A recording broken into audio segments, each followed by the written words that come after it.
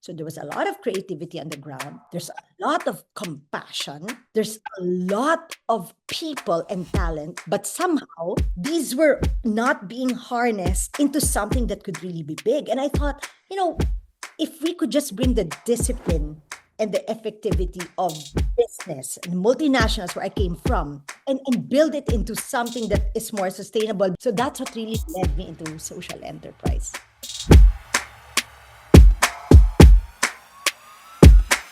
Welcome back, everybody. Rich Brubaker, founder of Collective Responsibility, here today with another episode of the Mission Driven Podcast. Through this podcast, I'm trying to equip and inspire the next generation of mission-driven entrepreneurs, mid-career professionals looking at entrepreneurship, and anyone in the ecosystem trying to figure out how can we support these entrepreneurs, these innovators, to solve the big problems that we face in our economies, communities, environments. For me, it's all about just mindset and tool set sharing, learning the lessons from others, but also sharing kind of best practices and what we can all take away from to just make it a little bit easier. And with this episode, I'm extremely excited to have Pinky Poe, who's the co-founder of ATB Co., which provides accounting, tax filing, and consulting, financial audit, business process, and financial literacy services to social enterprises. She's also the co-founder of Genomics, which is a social enterprise development platform that focuses with underprivileged communities to create sustainable livelihoods and build global Filipino brands that do not leave the poor behind. She has been one of the OGs in the Philippines around social innovation, social entrepreneurship,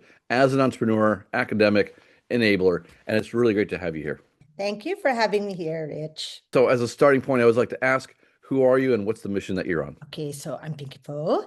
I'm a social entrepreneur and an educator. I work with businesses that do good, with entrepreneurs who want to do impact, helping them achieve financial sustainability and scale. Looking back at the 19 years that I've been doing this and say, what really, what's the mission really? And now it is really about bringing to the forefront the enterprise part of social enterprise. Because I think in this landscape here, it's what's really missing. And it has evolved from the initial doing some livelihood projects in the community to like really bringing to the forefront enterprise so that we can sustainable and we can scale. What led you into this 19 years ago to begin with? Were you working at a nonprofit? Were you an advocate? Did you spend time in these regions just trying to figure out how to help them? And was there an initial problem that you were trying to solve? Was it always poverty? Was it always women? Was it always something? Or did you just kind of fall into this and you've been finding your way along the path? I was in the corporate world, just wanting two things in life, fame and fortune. And like multinational. So my last post being head of global internal audit for Schlumberger. And then, it was a moment of inspiration, maybe the eve of my 40th birthday of all things. Like this was two big careers, two children. Is this really what my life is about? So I volunteered at a nonprofit and I just really sold my business. I quit. I said, that's it. It's time to pay forward. I see so much poverty around me. There's only so much money I really need. So I volunteered. And of course, because of my background, the assignment I got was livelihood projects. And after 3 months and 4 months of really doing the rounds, like 100 communities of Gawad Kalinga, I just thought, oh my gosh, projects. It sounded like I was dabbling in it or dilly-dallying, and that's not me. So there was a lot of creativity on the ground. There's a lot of compassion. There's a lot of people and talent, and the networks were huge. But somehow, these were not being harnessed into something that could really be big. And I thought, if we could just bring the discipline and the effectivity of business and multinationals where I came from and match with this network of compassion and build it into something that is more sustainable beyond, when they're done taking the pictures and they go and there's nothing left. So that's what really led me into social enterprise. Couple questions. One is, when you were working there, did you feel the need at that point? Was it at the end of that career that you started this, or were you thinking during the career, I need to do more for my community, for society, and you were dilly-dallying, as you'd say, in different volunteer projects along the way? Or was it just there was a moment you're like, no, now's the time and I'm going to do this?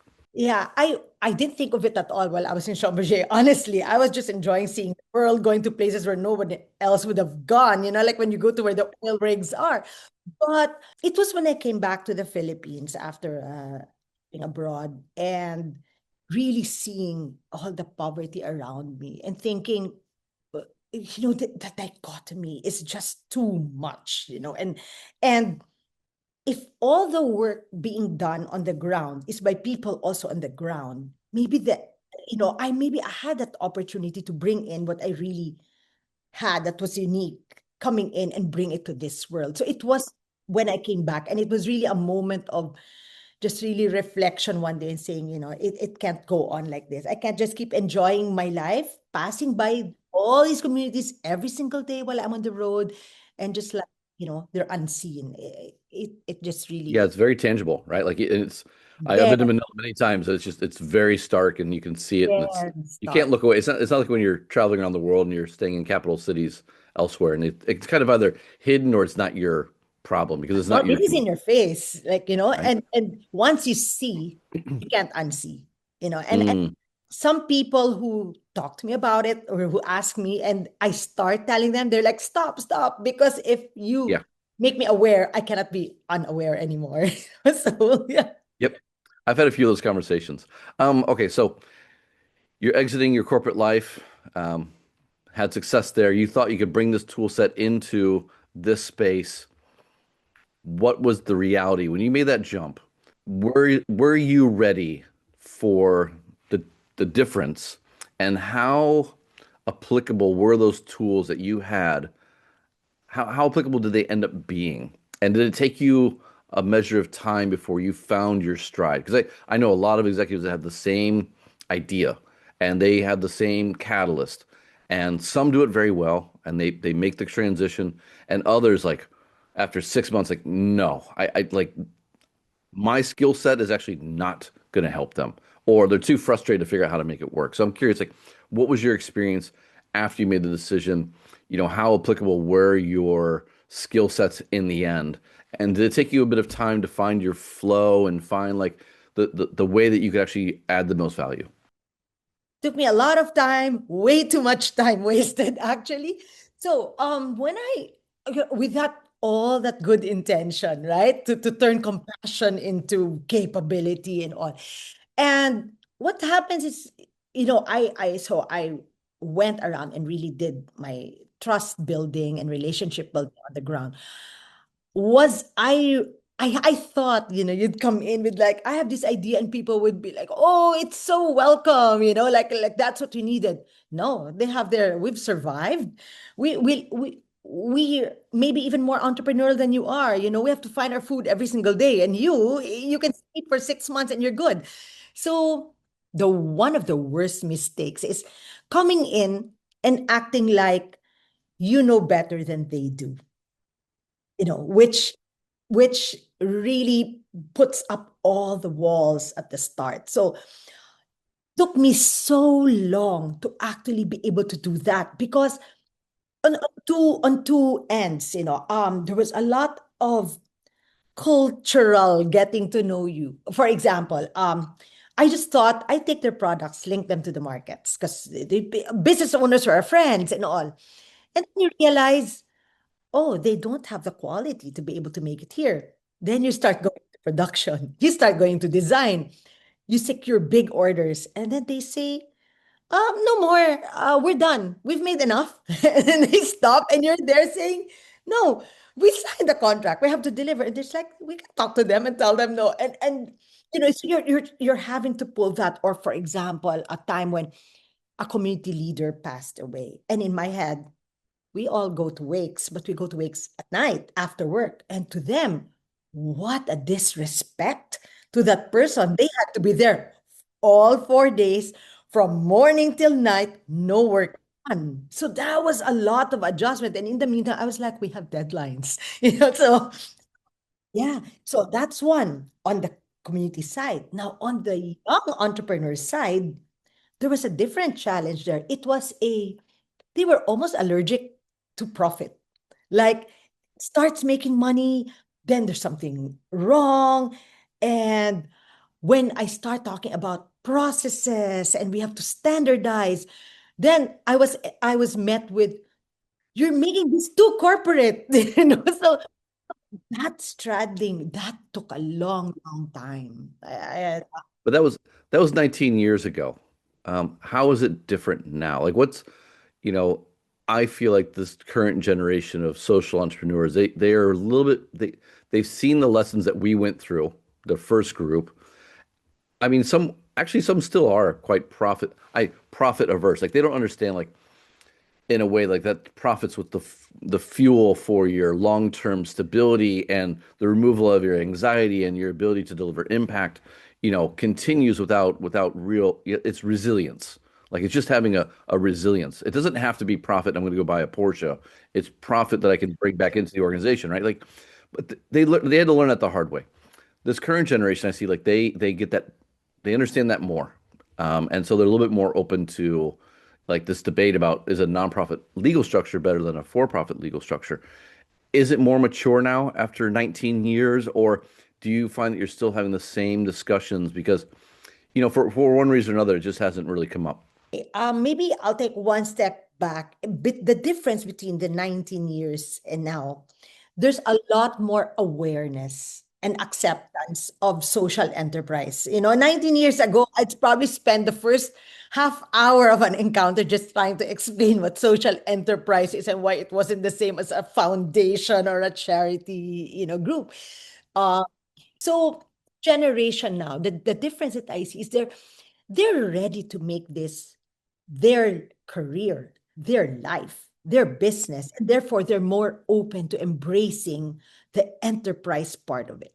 So that because they've seen the earlier ones who entered this space, and as soon as they have kids or start a family, they're like, I'm so sorry, I really have to provide for my family, and off they go back to the corporate world. But the ones now are like, I want to make this work. This is really what I want to do for my life. And I should be able to make this work so that when I'm ready to have a family, I don't need to leave the space. And I think that's the biggest difference I've seen in the readiness. What's behind that shift? Is it just these are more educated entrepreneurs, they're more experienced entrepreneurs, or is there actually like a shift in, I guess, the culture or the generation, as it were? Like, no, this is actually we are here to solve the big problems, and we're going to make this our career. Versus this is kind of something I can do as a hobby, right? Like, is there a real shift happening, or is it just like actually it's just easier to do? No, no, it's still difficult to do, but I really see the shift in this generation.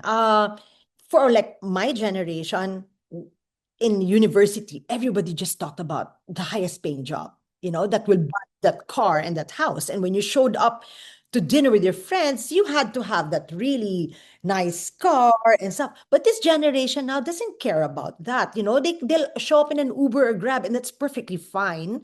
They're fine with the small condos because they want the shared spaces. Very, very different. And they're looking for purpose. Both our children are in the sustainability space. They started with the multinationals. I just told them, just learn, learn. And after a few years, they're both in the sustainability space. My son in blue technology and venture funding for oceans, and my daughter in sustainable agriculture. So they're all in this space. And what a difference from the parents who just wanted to work for the multinational with the highest pay, you know? I travel constantly around the region, and people are always like, "Why are you so optimistic?" Like, well, in part because of what you were just talking about. Like 19 years ago, there were only a handful of people in any of these cities trying to figure out like what this is and what its potential is, and then trying to take those first steps. And you had a mix of people who were, corporate converts, and then you had some who were like they were really early, young out of college, but very few because entrepreneurship at the time actually wasn't even cool back then. Like that was for people who couldn't find jobs. But now, like the last 10 years, I mean, it's just been this explosion. In every city I go to, there's, 50 to 100 entrepreneurs that can easily access. And I'm sure that means that there's another 1,000 behind them that I just haven't found yet.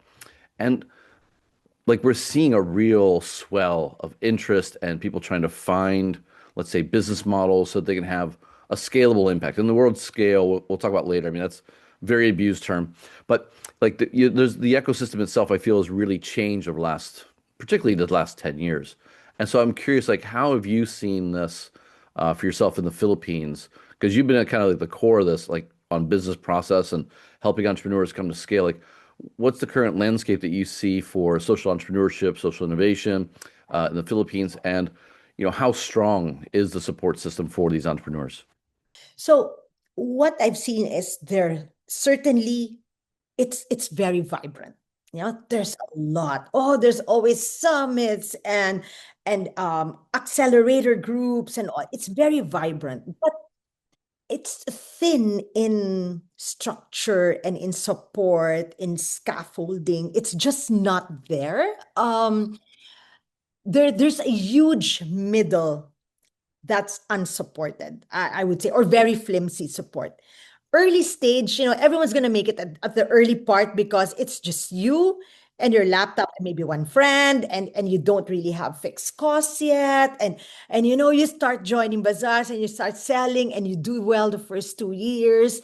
You're young, you can live on so little. And then everybody says, wow, it's working, Yeah, I'm doing, so they start saying, we should scale, like hire more people, rent a warehouse, get an office. And then it reaches a point where, wait, like we're running out of cash because we didn't, that growing needed more money for inventory, for receivables, for staffing and all. So and those who make it past there, the very few who make it are going to make it. And they do get visibility. They have a lot of visibility. The early ones also get a lot of visibility, but the middle, it's a struggle. And, I've traveled a lot, like on a personal basis, but I always visit an accelerator or a co-working space or something in any city I'd go to. And I see how in countries where innovation is strong and small businesses have a chance to really grow, the support infrastructure is there. No? And it's very weak here and it's very fragmented. I think a big part of the weakness is how fragmented it is. There's lots of little silos. And imagine if that came together. So So, are there specific areas that you feel are weak right now? Is it the financing arm? Is it the acceleration arm? Is it the academic arm? Like, there's a many different players here, but what are the one or two that you think are still maybe the weakest right now? funding for that middle. There's always like if you tell me somebody needs 500,000 pesos, 1 million pesos. There's a lot of competitions you can join and grants up to that amount. And then you have these big funding groups that come and say, anyone ready for $1 million, or $500,000? And there's hardly anybody.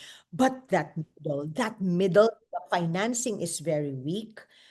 And in education, I would say there is the part that I find it's only just to kind of sow some seeds, but it's not going to happen. I mean, it's too early in uni for that to happen. And you teach it, but if you don't have the innovation labs and the funding for it and all, they're just going to go off and get a job.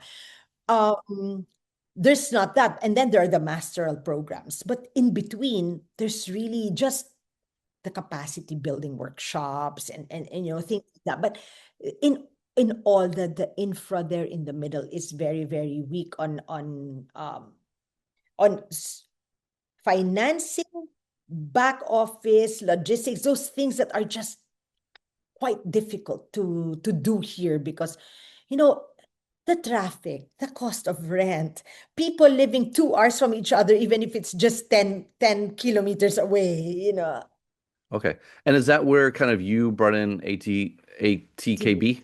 Yeah, ATBP codes. So ATBP, yeah. yeah, yeah. So okay, the name the eight term ATBP is in Filipino at iba pa, which means and everything else. So etc. Basically, simply because when I talk to social entrepreneurs, oh, they're so excited about.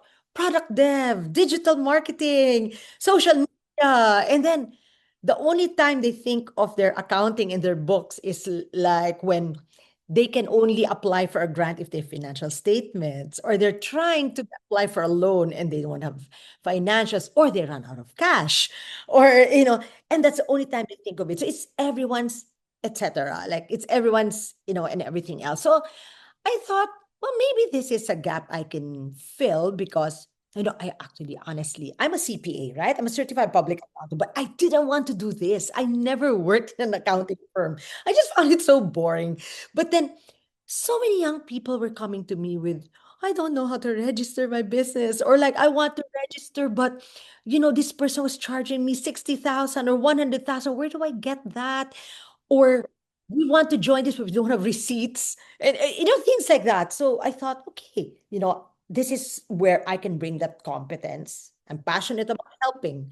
This is the competence. Now, is there a market for it? And my initial study was that yes, there's a lot who needed it. What I failed to see was that, at what price point are they actually going to be able to engage the service? So yeah, but anyway, that's maybe a next topic. But for now, that's what got me to set up ATBP Co. And I told my son, at iba pa, etc. Who can grow a business name, etc.? And he said, "Oh, Mom, easy, ATBP, accounting, tax services, business processes. There you go." And I was like, "Okay, good." Your son must have his MBA. Good job. Yeah, it does. No, it's good. So you found the space. I mean, maybe you didn't want to be an accountant, but you kind of recognize that as being where you could add value to these entrepreneurs. And correct me if I'm wrong, like it sounds like if they don't have books, they don't even know what to do with receipts. They're kind of on the nano end of even the SMEs. Like they were really just starting up and then they're finding process. I mean, a lot of SMEs, even like if they go through the accelerator, they at least have the basics in place, hopefully, at that point. How does this help? Like, if you look at the work that you're doing, you're kind of creating that first process. They don't have to learn it themselves. They just have to learn to trust you. If they get it right, they're then able to have a credible report or a credible process that they can show to others. Like, it was that part of your plan, or were you just seeing like they're all looking for the service, it's too expensive elsewhere. I want to help this group. Let's go. So my mission in ATBP was really about, so the accounting service and all. It's just the service. But my mission really is for entrepreneurs to gain financial literacy, not financial literacy like where I save my money or whatever, but really be able to understand their numbers so that they can make good business decisions. That's what I really want. So it's not a matter of them just trusting me to give them books and they're done. I really like, no, no, no, you gotta sit down with me and I want you to understand, what are your numbers telling you? What's the story there? So even when they first come to me, some of them have books, but it's all over the place. Or they say, I don't understand why I don't have cash. And so I tell them, don't tell me first, show me your financials, I'll tell you what happened to you. And so I that's where I want to lead them, to that ability to see, okay, all my money is in AR. And if I don't collect, in 2 months, I'm gonna run out. Like I would teach them how to compute the runway. I tell them, I want you to know exactly what day you're going to run out of cash if you don't collect a single thing. And so it's really about financial literacy for the entrepreneurs themselves to make good decisions. That's the mission. Then the accounting service, the tax service is there to support them in their really practical needs. Now, for that conversation to happen, do you find that the entrepreneur already went through a problem? Like they had a cash flow hiccup, they couldn't make payroll, like they were wondering where the hell their money went? Or are you engaged more by the entrepreneur who's like, you know what? I need to scale. I have no idea the financial part of that. So I want your help. Like which one is coming to you more often than not? So I have both coming to me very clear in different ways. The ones with the, I have, they, I don't really need to pay for an accountant. I don't have money to pay for accounting. I will not invest in that. And then suddenly, no cash, no money for payroll. I'm eligible for a grant, but I have nothing. And they come running, that's one. And those are the ones you really help from basic. And then there are those, and these are normally the ones who went into social entrepreneurship after a stint in the corporate world, somewhere in their late 30s, early 40s, late 40s, who'd come and say, okay, I have this, I started it, I prototyped it, I have my bookkeeper, I did this, I did that, but now I really want to take it next level. Can you help me set up something that will help take me next level? So in terms of the younger ones now, I've been working with the accelerators and the incubators so that they get it right from day one. I really tell them, like, don't release the money without making them go through this. And that's why we do a lot of the financial technical assistance incubators. Otherwise, that money go bye-bye. Yeah, I asked because I didn't, for my charity, I didn't have a proper, let's just say, a financial literacy for the organization until about the 12th or 13th year because everything was going up. It was all fine. And we had kind of a change in our marketing was doing fine, our sales were doing fine, but then our payments were coming in a little bit later, and they restructured all the payment terms because we kind of went through the financial crisis, and then all the brands we were working with were like, well, we can't give you 50% up front or 60% up front. We're going to do 20%, and we'll do the rest afterwards. But we're buying all the materials, and like, but we were growing super fast. We just didn't have the reserves to fund other people's balance sheet, basically. And yeah, I got down. I realized like, wow, we have 6 weeks left of funding, and I had to shed like half the team. I had to cut our office. Like we moved within a week. I was like, this comes to an end now. And then it took us about 4 months to kind of dig. Once we got the AR in, we had enough to survive until we knew we had a big check coming the next year. And I was like, and I put together my first spreadsheet after this is my fourth organization, by the way, where I would predict my runway. And it was just a very simple spreadsheet, like how much money do I have? How much money do I think is coming in? How much money do I know is coming in? How much money am I spending? And then I can adjust it basically like I have to like, okay, if I have a good sales quarter, this is what's potentially going to be there. If I don't have one, and I could kind of like figure out where the runway is going to be. And I was like, that one tool saved me so much anxiety, one in the short term.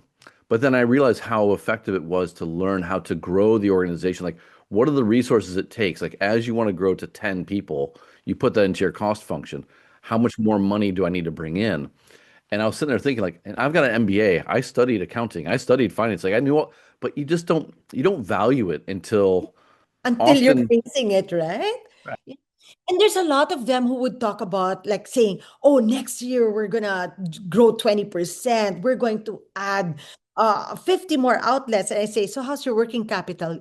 My what? And then I have to show them what that means. That adding 10 stores means inventory, stock and AR extending from 15 to 30 days and what that means. And they look and it's like, I can't do that. I don't have the cash for that. Now I actually had a coffee in Manila. What I guess I was there 3 weeks ago, and I was meeting with an entrepreneur, and she was already talking about expanding to another country. And I was like, "How many people do you have here?" And she's like, "I have a few."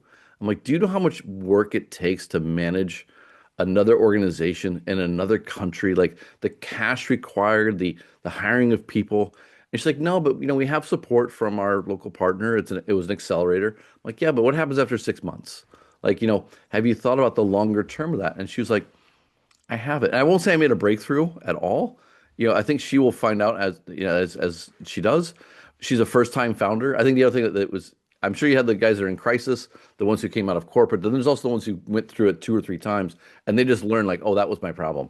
And I think like she's gonna have to have that moment. But I was like, it's amazing like how optimistic we are. And then we're like, oh, do we even have the resources to get up that hill? And the answer is often no, but we'll find our way anyway. There's a Filipino, bahala na si Batman. That's what they say, like those things will sort themselves out. I'm like, but, if you fail to plan, it's planning to fail. So, But that's not the way to scale an organization, right? So when you look at the entrepreneurs that you're working with, like How do they look at scale? Like, is scale defined by solving all the problems with the Philippines now? Is it about being an ASEAN brand? Is it just about having more, or is scale about depth in a lot of the conversations you have? When people talk about scale here, the first thing I always see is they talk about revenues. Like they just want to talk about like bigger amounts rather than all these little ones and hopefully scale their number of communities, which I'm happy about because then that's the impact. But then when you when they're challenged to really think about it, like is it just about the number of communities or is and then if it's not sustainable, what they're back to where they were? Or is it about some depth where you can actually do something truly transformative, such that even when you're gone, it you have made that change, and that I encountered that with Geekonomics. We went so fast. I mean, we were five ladies exactly like me, like corporate experience, had the networks, had the capital, and we built 50 enterprises in 75 communities in the first 5 years. It was crazy. But then when we left or to move to the US and we just burnt out totally because we didn't build the organization and the structure and the process that could survive us. None of it was left, maybe a couple or three. So I really learned my lesson that way that, like I have to go deep enough that outlasts the original. Okay, how did you start 50 companies? Like, 50 enterprises. Yeah. do you just have an inability to focus? Is that the problem? Or was it actually like each enterprise was just solving a local issue and it was very Exactly. small, One right? enterprise solving one small issue in a local place of people just coming to us saying, we need help. And oh my God, all the bleeding hearts just couldn't help it. Somebody said they needed something. Wait, Ron, what do you have here? Oh, I know a friend who can help you with that. I'll connect you. Before you know it, we were running all those and yeah, it was crazy. It was a crazy time, like five of us really in our early 40s, energetic and And that works. Actually, I've said like the mission driven people, that works for a while, right? But then teams change, like you tired, burnout. But before that happens, like, okay, you start 50 organizations in 5 years. Like that's incredible. What were some commonalities or what were some common lessons that if you look back, you take away from those 50? Like there must have been some similarities that kept the same problems kept popping up or the same opportunities kept popping up. Like this, what are some things that you take away from or like lessons that you take away from starting 50 organizations that quickly? Because that's a lot of iteration at once. so the biggest thing that we realize is that we the I, I guess I'll talk more about mistakes. We always start with where they are and what they have, regardless of what the market is demanding, and we just like, we're gonna help you. You just keep making what you're making. And what we saw as patterns also was that in the communities where there were local leaders, meaning somebody who was a bit more educated and experienced versus the rest, somebody they respected, we had a better chance. Where it was us working with them directly without the structure and the process. We did capacity building and training. Oh, yes, we did. But a business structure with standardized manuals and processes and all, we didn't do that because in some the communities just weren't capable of doing it, but we couldn't leave them behind, and so that was a big one. And when we did not come anymore every single week, then you start seeing it just dissipate. I always say I have a database. I have data points just from the experience of that. One question I have as a follow-up then is, given that experience, would you say that your filters were too low? Like you weren't filtering out the best ideas. Like, or does it matter? Was it fine to go through that anyway? And like you came out of that way ahead of where you started, or would you have preferred, if you look back now, like, God, if we put those 50 through another filtering and we only worked with 15. I'm the kind of person who doesn't really like to live with regrets. I always like will take what's positive from it. So what's positive is that whatever I do now, I feel is really grounded in reality because I spent so many years really doing work on the ground and understanding people and knowing people. But I regret the fact that where we couldn't continue, I wonder if they feel like, you gave us false hope. And that's what I always tell the entrepreneurs also. Like, if you just keep setting up and then not being able to continue, you're giving people false hope. I wish exactly we had filtered and picked the 10 with the most like big with the biggest chance of success and focused all our resources and our energy and into 10 that had biggest chances of to succeed. I think that would definitely have been better. It's just like, people come to me with, oh, they have this all this product range, and I look at it and they have like 200 SKUs being made by the community, and I tell them, do a line by line contribution margin analysis. Like, where is the contribution really coming from? And then they'll say it's like 5 products, but you need 10 to have a collection. I go, then you have to be ruthless about it. Focus on that 10, the 5 that's bringing in based on that lesson. So it's applicable in terms of selecting communities, selecting the product lines you're going to carry, selecting the support that you're going to give. Definitely. Imagine if incubators gave 50,000 to 50 instead of, a solid 500,000 to 3 or 5 that have a chance of making it. So it's I would argue, like if I look at the wider ecosystem that we're working within, that we're trying to build ourselves, there was a lot of people who came in from corporate, from the outside. They had the process like you did, but they knew nothing about the social side. Even if they were drawn to solving it, like they could, like you said, like you couldn't drive by it anymore. Like you were like, okay, but I would, how much through those helping those 50 organizations, you mentioned weekly visits. So you're going out to visit them. You're seeing them where they're working. You're seeing the conditions that they're in. How much has that experience help you through this organization help entrepreneurs do better? And the reason why I ask is very specific because a lot of impact investors, they are bankers who know nothing about entrepreneurs or about social impact. And they're wondering why they can't make better deals or they can't deploy their funding. I hear the same from other ecosystem players. But I mean, you spend so much time out in the field with the entrepreneurs, you know, obviously hopes and dreams as well as tears and beers on both sides. Like, how much has that experience helped you be a better, say, trusted advisor through the back office work that you're doing with them? And then does that make it easier for you to talk to them? Because I found like an entrepreneur talking to an entrepreneur is often easier than a non-entrepreneur talking to an entrepreneur. Or it's different. Not I want to say easier, but it's different. offhand, I would say right away, it makes all the difference in the world, understanding the ground.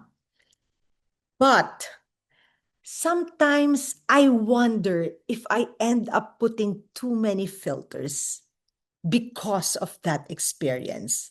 And when I say too many filters, I mean the compassion filter. Like, so sometimes I really have to say, okay, take away all that purely financial advice, impact investing advice. This is what I will say. And then I will say it. But, but on the ground, this is how it's going to be accepted or not accepted. These are what you will encounter, So you gotta be more patient. And I'm hoping that it does not dissuade them. But at the same time, I feel like I need to do that reality check just to manage expectations and adjust the KPI. So what I say, I'm not saying you don't. I'm saying we need to. But let's put in more realistic KPIs, or let's address what really needs to be addressed so that we can, meet the KPIs. how to do. So it becomes a reality check kind of thing. I've had to give a few of those recently, and I won't say that I'm very kind about it, but I'm very structured in how I deliver the feedback. And often what I find is I have one case where I met a guy for lunch about 2 weeks ago, young, like super young, full of passion, awesome. Like, do not break his heart because if you do, he's just going to get a job, and we're not going to be better off if you can't point him in the right direction. But the problem was he had no direction. He just wanted to solve everything. And he was like, I know how to use technology to solve all this. I'm like, give it a shot. But I'm telling you, like, you're most likely going to fall into, you're gonna have this problem in about 3 months. You're going to be so frustrated. So, first off, like, go out into the field, like, pick something, but then also go out into, like, get out of your academic bubble, get out of your, tech coffee ridden bubble. Like, go out and talk to the people that you want to impact. Be very clear about what's already happening and where you can add value. And like, I tell you, just spend 6 months doing that and then figure out what you want to do. And I don't know if I broke his heart or not. I tried to give him some tool sets because he just hadn't spent enough time out in the field. I was like, I really talked him through that process. And like, what's the impact that you want to have? I want to save this. But that's like that's immeasurable. What is something that you can measure in the meantime to know that you're on the right path? And if you can't articulate that, if you can't break it down into human terms or in a very simple, like, I'm going to help this family, I'm going to help this animal, I'm going to help this ecosystem in these ways, I feel like that's the support they need. Like, no, I'm glad that you're on this mission, but you need to understand, like, there's a path that you're not clear on. And so I almost feel like my role is like, I've built 6 things. Some went well, some didn't go well, and I'm just here to help you understand, like, there's a path in between. I just came exactly from a mentoring session like that, and I'm having a coffee Tuesday next week with another mentee, and that's you don't want to take them, you don't want to dissuade them, you don't want to be the one who says, it's not gonna work, but they come with Google eyes, and you just want to put the reality so that just so they can do things better. So I always start with like practically holding them on the shoulder and saying, the problems of the entire world are not yours alone to solve. Okay. Second, this sector could use someone like you so badly, and I don't want to lose you just because I'm going to say a few things. So I want you to be in this. So let's take it step by step so you don't have to go away. Because if we do things the way you're saying it now, we're going to lose this space, this sector, and you impact world, we lose you. I like that because I also feel okay. There's like the brutal response. There's what you've been doing, and I'm more maybe on the brutal side. But I'm aligned with you. Like, I'm trying to give you the information and the my insights that will help you to refine your idea and to move forward and to succeed. And I feel like our role is more important now just because there's so many accelerators and enablers and academics who are like, yeah, just go follow your dreams. It's like, it's like they have enough of the rah, rah, rah. They don't have enough of the entrepreneurs who are invested in their success. And I mean, I'm emotionally invested in the success and failure of these individuals. Like, I'm really trying to help them, not to benefit myself at all anymore. Like, it's just my KPI is not how many of you succeed. But my wish is that all of you succeed. So I will spend a lot of time with them. It's like they have so many enablers who are just like, yeah, just go try it, go get. But if you try it and there's no outcome, you're gonna leave, right?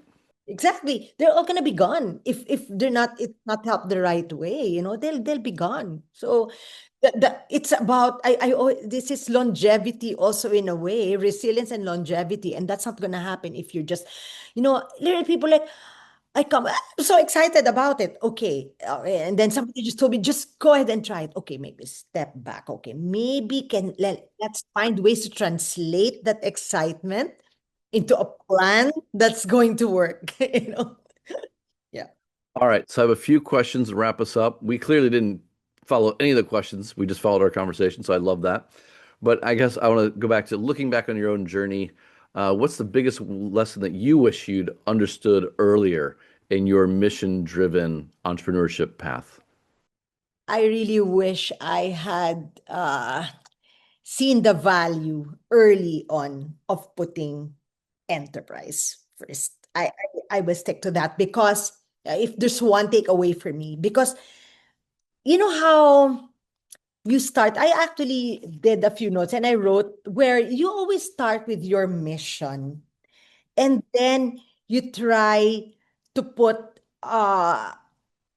structure and then you operate, right? But and for you, as long as the mission was there, go. And if you don't get to these two, in the end, that will die. So in the end, as you grow longer, you have to focus on that operations and build that support and that structure so that the mission can continue. Like the passion after a while, you know, and people get excited about your new message and the new thing you're doing, and you get that support maybe 2 to 3 years. After a while, it's like people start asking, so what happened? And if you really cannot show something that's sustainable, they'll go to the next one. So from that from the mission to operations, it has to, you have to move where ops, get it done well, then put that structure well so that the mission can continue. Otherwise, yeah, it dies. It will really die. All right. So then the next question. What advice would you offer founders who are struggling with energy, confidence, or clarity about their path going forward? Okay. I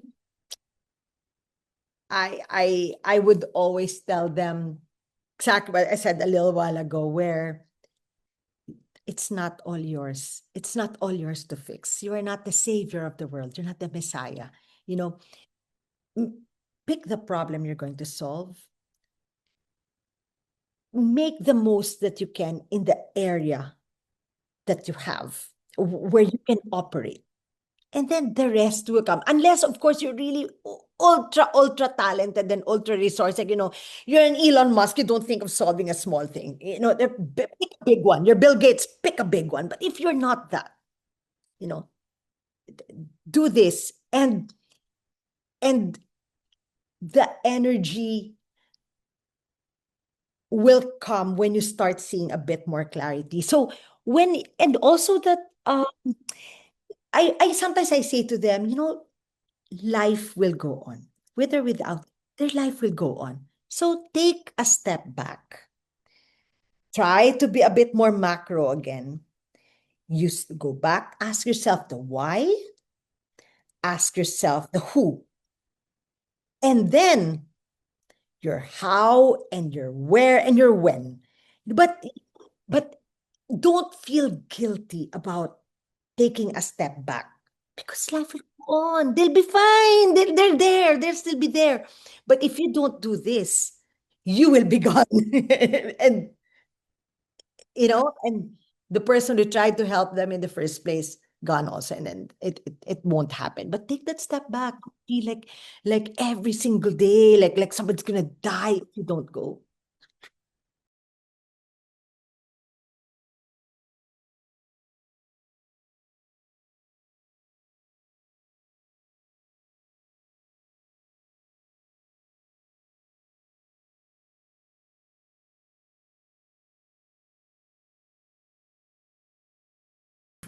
When we've been talking about this, like I feel like we often forget, like I heard like a great thing, like you volunteered for this, right? Like you are an entrepreneur.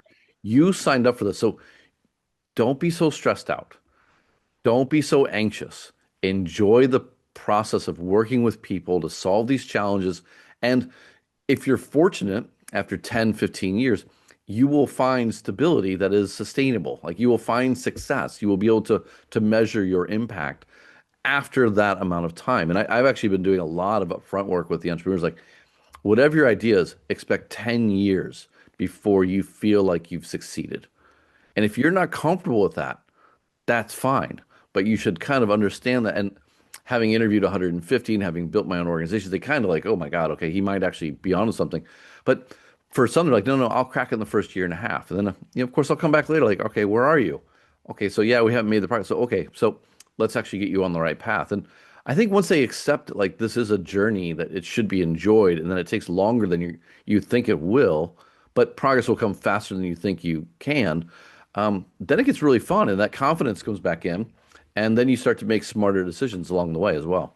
With that, that's where I feel that the biggest gap is here versus what I've seen in other countries with more support.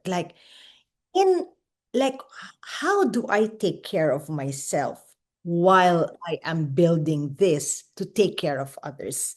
It needs time. 2, 3 years is not enough. Where do I get that support?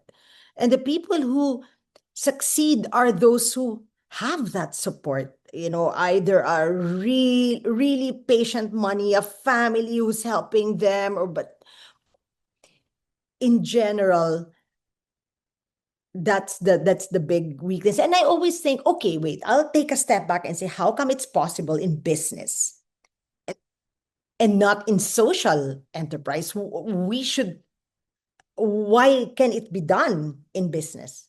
You know? So I always say, take the lessons from there. You gotta transport yourself to that world first and say, okay, so what was being done there that allowed that founder to support himself and keep striving and until he gets past that we're suddenly saying, oh, we can't do it in the SE world. That's why I always say enterprise first. So that's where you see, oh, all the discipline of, if it's a reject, I'm not paying for it. Versus in the social enterprise, where we're like, oh, the poor mother, I'm still gonna pay for all the rejects. A normal business won't do it. The kind of discipline that's there, the structure that they would put in, how to standardize the process, do that, because then, and rather than just lamenting that we don't have the support infra. I mean, honestly, it would be easier if there were, like we see all this incubation in other countries that we don't have. It'd be easier, but I don't think it'd make you any better. I think at the end of the day, like you would just, I think you need these challenges to sharpen your focus and to sharpen your tools and to sharpen your all your effort. And then that's where in Entrepreneurial the long term, instincts. Yeah. I always tell people, is that a problem or is that a given? And they look at me like, I go, if it's a problem, like you say, then there's a solution. Find it. That's what you are there for as an entrepreneur, to find the solution. If you tell me there's no solution, then it's not a problem. It's a given. Learn to live with it and learn to work with it. It's gotta be able to distinguish, is it a problem or is it a given?